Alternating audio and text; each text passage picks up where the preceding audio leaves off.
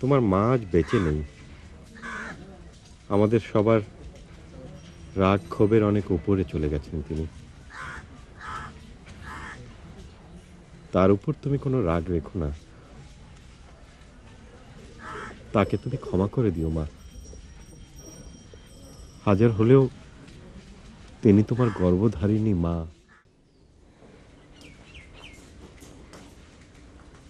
ফুপা যাই। এসো, আবার এসো আমাদের এখানে। আমার মেয়েটার জন্য দোয়া করেন ফুপা। করি মা, অবশ্যই দোয়া করি। যাই ফুপা, দেরি হয়ে যাচ্ছে। চাচা আসি।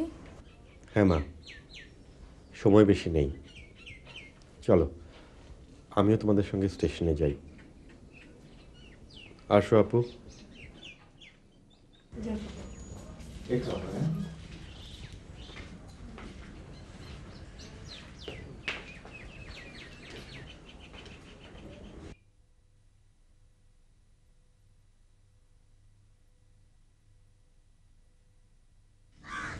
মা,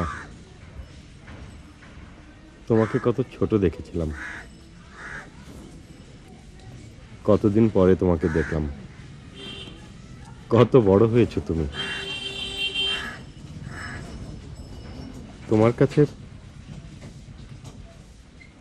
ক্ষমা চাওয়ার কোনো অধিকার আমার নেই, আমি জানি। তুমি আমাকে জীবনেও ক্ষমা করবে না। তবুও মা, তোমার মা আজ বেঁচে নেই। আমাদের সবার রাগ ক্ষোভের অনেক উপরে চলে গেছেন তিনি। তার উপর তুমি কোনো রাগ রেখো না। তাকে তুমি ক্ষমা করে দিও মা। হাজার হলেও তিনি তোমার গর্ভধারিণী মা।